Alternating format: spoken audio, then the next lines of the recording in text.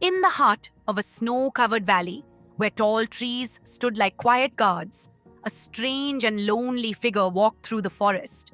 She was wrapped in layers of old feathers and fur. She looked like she belonged to the forest itself. But she was not just an old woman. She was the Feather Keeper, a forgotten spirit who walked silently through the woods, collecting frozen firewood. Her axe hit the cold wood again and again. Each strike echoed in the still white air. It was the only sound in that quiet world. Behind an icy pine tree, a young traveler named Orion was hiding and watching her with wide, curious eyes. He had heard stories about strange creatures in the mountains. Most people were afraid to come here. But his curiosity was stronger than his fear, so he stepped closer. The old woman didn't notice him.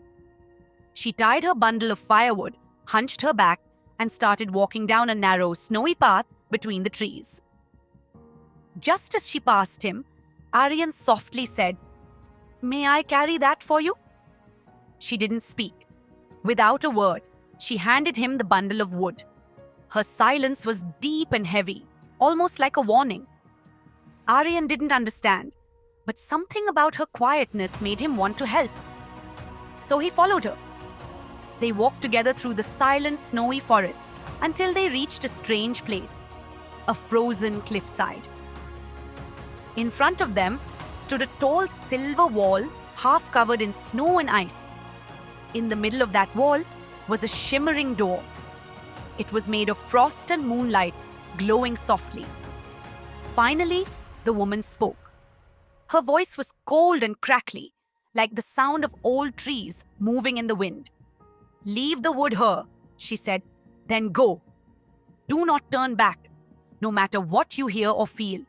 Just go." She gave Aryan a glowing crystal.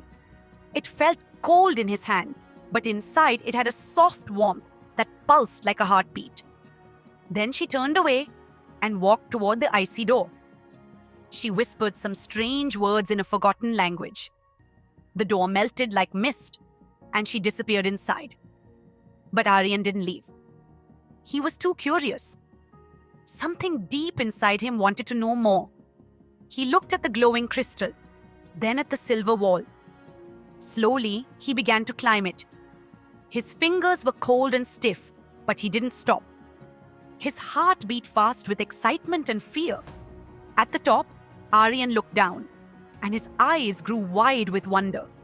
There was a hidden world inside. It was a magical clearing, surrounded by trees with frost-covered flowers blooming on their branches. In the center sat a girl. Her hair was long and silver, like a river of moonlight. She was crying, but her tears were not normal. Tiny stars were falling from her eyes. Each star gently landed on the ground and glowed softly, making little piles of light.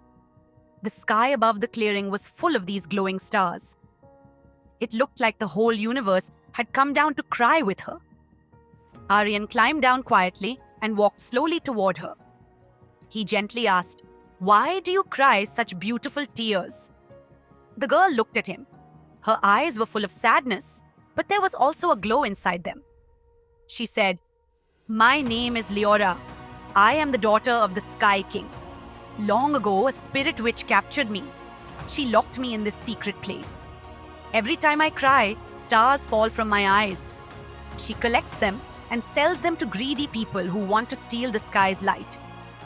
She reached out her hand and gave Aryan one of the glowing stars. "Take this to my father," she said softly. "His castle floats above the western cliffs. If he sees this, he will know I am alive." Aryan took the star. He looked at Leora with care and made a promise. "I will return," he said. "I will bring help." The journey was hard. Aryan walked through wild snowstorms and faced scary shadow beasts. But he never stopped. He kept the glowing star close to his heart. Its light gave him courage. At last, Aryan reached the Sky Castle, a beautiful palace made from clouds and shining crystals. The gates were tall and bright. The guards stopped him, but when he showed them the glowing star, Their faces changed. They brought him inside to meet the Sky King. The king was tall and strong, with eyes like lightning. He took the star in his hands and looked at it closely. This light, it is hers, he said, his voice shaking. She's alive. The king turned to his warriors and shouted, "Prepare to rescue my daughter." The strongest warriors of the sky gathered, ready for battle. Aryan led them back through the snowy mountains, through the silence, back to the frozen valley. When they reached the silver wall, Aryan whispered the magical words he had heard the old woman say. The door appeared again, glowing and cold. It opened slowly. Inside, the spirit witch stood near a big black cauldron filled with swirling dark mist. Strange shadows danced on the icy walls. When she saw them, her face twisted in anger. "You dare come here? You want to steal my light," she shouted. "She is mine!" Aryan stepped forward, brave and calm. "She belongs to no one. I have come to take her home." The witch screamed and raised her hands. A terrible storm of ice and shadow burst out around her. The room filled with wind and darkness. But Aryan didn't give up. He took out the glowing star Leora had given him. It still hummed with warm light. He threw it into the witch's dark cauldron. There was a huge blast of light. The room shook. The shadows disappeared. The witch screamed one last time, and then she vanished into smoke and snowflakes. The warriors rushed forward and freed Princess Leora. She looked at Aryan, and this time when she cried, the stars that fell were full of joy. They all returned to the sky castle. The king ran to his daughter and held her tightly. He wept with happiness. The skies lit up with glowing lights, and the clouds rained beautiful flowers made of starlight. The king turned to Aryan and said, "You saved my daughter. You have a brave and pure heart. You are welcome in my family." Aryan and Leora stood together, side by side, like two lights shining in the sky.